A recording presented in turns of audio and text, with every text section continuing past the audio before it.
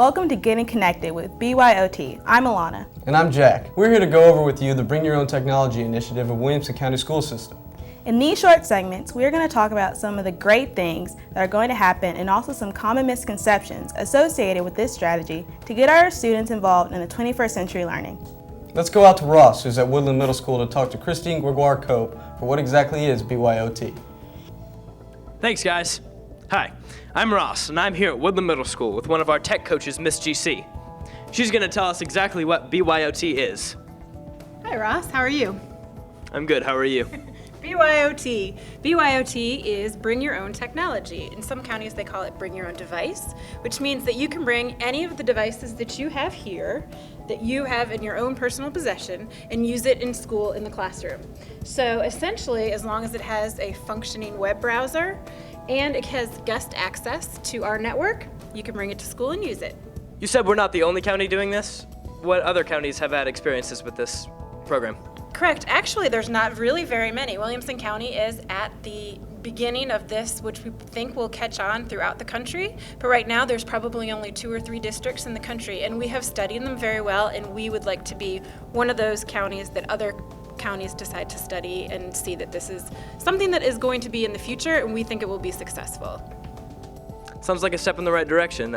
Now, we have a lot of devices here. Can you tell me about what each of these does and how they can be used? So first we start with the laptop, because that's kind of what we think of when we think about bringing something to school, because it can do everything. It can write papers, it can do research, all sorts of stuff. For the iPads, this will be fun because we'll be able to institute apps. So you can use the iTunes apps, and your teachers will be able to explain to you what apps they're going to be using.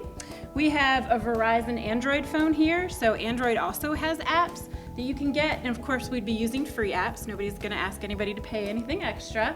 We have an iPhone here, and we know that iPhone apps are the same as you can get on your iPad, and another Android phone that for the same thing you can use. Most of the Android apps and iPad apps are going to be similar or at least the same. So I think that about covers it. I had a question about students who may not have these kinds of technology. As you can see here, my phone isn't exactly a smartphone, so could you tell me about what they're supposed to do if they don't have technology to bring? Absolutely. In your case, you can use that sometimes because some of the things that we use are text-induced. So the teacher will say, will you text your answer? And that's maybe something that phone could do. Is that right?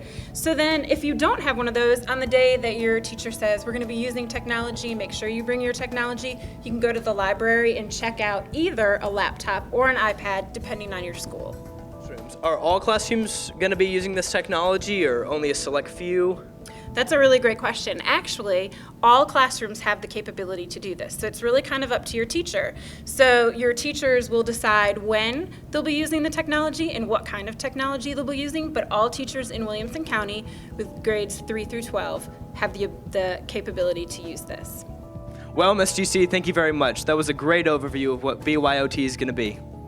And now, let's go back to the studio. Guys. Thank you, Ross. That was a good overview of what to expect with the program.